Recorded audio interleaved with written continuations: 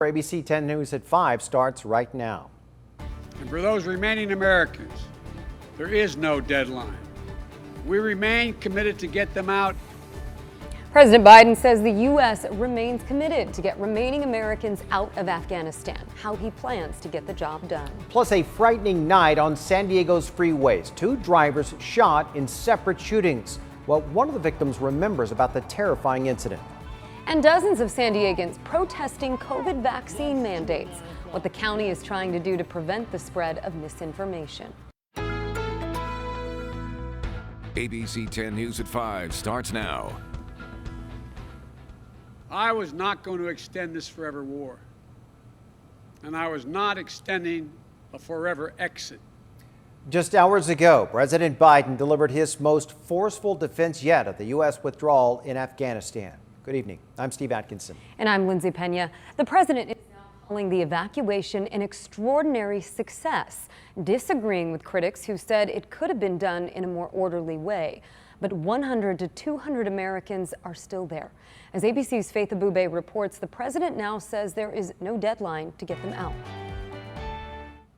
House lawmakers quietly marking the end of America's longest war. A moment of silence in remembrance of the 13 service members who were killed. In Afghanistan, eerie scenes at Kabul's airport. Abandoned U.S. military vehicles and aircraft the Pentagon says were left inoperable. Taliban fighters roaming, armed with automatic weapons and celebrating, where just hours before, a C-17 carried the last U.S. troops and diplomats out of the country. The group photographed in Kabul, holding the U.S. embassy flag. We completed one of the biggest airlifts in history. No nation has ever done anything like it. The military mission may have ended, but the work is far from over. U.S. officials believe 100 to 200 Americans are still stuck in Afghanistan, unable to evacuate in time. Thousands of Afghan allies are also trying to get out. The president promised this nation that he would not leave until every single American was out. The Biden administration highlighting in just 17 days, more than 120,000 people were evacuated, 5,500 of them American citizens. The president says the State Department will now work with U.S. partners around the world to make sure those left behind can also leave. And for those remaining Americans, there is no deadline. Amid a barrage of criticism, the White House says the president doesn't regret his decision not to extend the troops' withdrawal deadline. Leaving August the 31st is not due to an arbitrary deadline. It was designed to save American lives. And as for those Americans returning from Afghanistan, Vice President Kamala Harris gavelled in a short session of the Senate today where lawmakers passed an emergency temporary assistance bill to help them resettle. That bill is headed to the president's desk. In Washington, Faith Abube, ABC News. And joining us now to talk about the president's speech is Janessa Goldbeck. Janessa served in the Marine Corps and trained for non-combat evacuations. Janessa, thank you so much for joining us today. Thanks for having me. So the first thing the president talked about was the airlift of evacuees last week. Let's go ahead and take a listen to part of what he said. We completed one of the biggest airlifts in history, with more than 120,000 people evacuated to safety. That number is more than double what most experts thought were possible. No nation has ever done anything like it in all of history. So, Janessa, you heard him focus on the historical size of that evacuation. In your opinion, is that what others will remember? Well, first of all, I think it is an incredible testament to what America can do when we put our minds to getting something done, and just a testament to the capacity of our armed forces to orchestrate such an amazing amount of folks to get out of Afghanistan in the midst of such chaos. Look, there are a lot of different things that people will remember about this withdrawal, and I do think there is a fair criticism of the Biden administration for failing to plan in advance, not listening to congressional champions and advocates who were clamoring about the tens of thousands of Afghan allies who were waiting in the pipeline for their visas to be approved. So I think that criticism is fair, but at the same time, President Biden is the first president in 2 decades to get us out of this war. And no matter how we attempted to exit or when, it was going to be messy. It doesn't mean that the loss of our service members is any less gut-wrenching. But some of the criticism I'm hearing about how the evacuation and how the withdrawal happened, I think fails to take into account the fact that we've lost thousands of service members in Afghanistan, and it was time for American forces to go home. I want to play one more excerpt of the president talking about changing the way we combat terrorism. I firmly believe the best path to guard our safety and our security lies in a tough, unforgiving, targeted, precise strategy that goes after terror where it is today, not where it was 2 decades ago. Janessa, what do you think the president means when he says the threat from terrorism continues, but it's changed, our strategy needs to change too? Yeah, look, we invaded Afghanistan in 2001, going after al-Qaeda because Afghanistan harbored al-Qaeda and bin Laden. We got bin Laden in 2011, and since then we've spent over a decade on a ground war in Afghanistan while terrorism has spread all over the country. We heard the president comment about the caliphate in Iraq and Syria. We've heard about ISIS in Iraq. We have a growing amount of extremism, white nationalism, and terrorism, domestic terrorism, right here in our own backyard in the United States. And to continue to spend $300 million a day at the cost of $2 trillion over 20 years to the American people, when we could be using that money to do things to combat terrorism in other places more strategically to shore up other countries' ability to fight that themselves and to spend that money here at home. I think the president makes a good point there. All right, Janessa Goldbeck, thank you so much for your time and your insight this afternoon. Also tonight, the Taliban is moving to establish control over Afghanistan now that our troops have moved out. Today, they shared videos of militants taking over Kabul's airport. That includes taking control of more than 70 American military aircraft which were left behind. Now, the Pentagon says those aircraft were all disabled. Those aircraft will never fly again when we left. They'll never be able to be operated by anyone. The U.S. military also left tens of thousands of vehicles and nearly 1 million guns and rifles. Now that the Taliban is in control, they are promising to bring peace and stability as well as establish Islamic rule. But they may also face internal battles against groups such as al-Qaeda and ISIS. And you can follow any new developments surrounding the situation in Afghanistan by downloading our free mobile app. Just go to the App Store and search 10 News.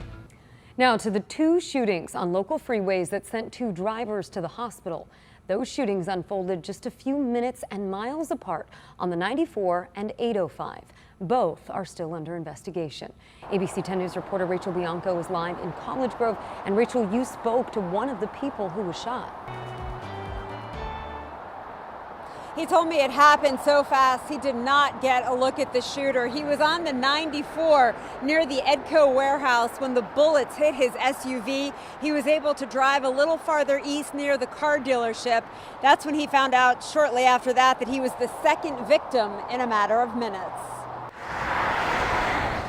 You can see CHP and paramedics examining the woman's injury. It was around 2:15 Tuesday morning. She was north on the 805 near Imperial Avenue when a bullet hit her in the neck. She was able to pull over and call 911. Paramedics rushed her to the hospital.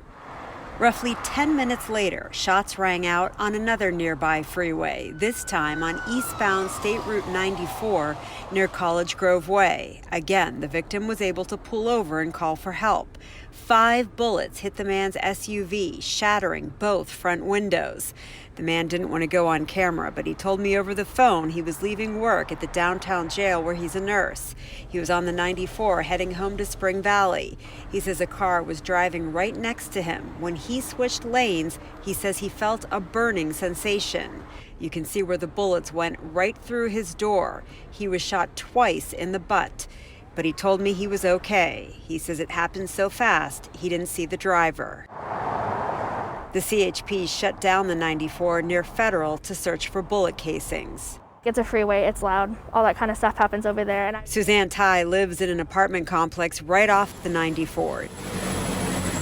She says she woke up to the commotion. It's scary to be living right there and then have that happen just a couple yards away from me. The CHP says a black sedan, possibly a Nissan Altima, was seen speeding away from each shooting.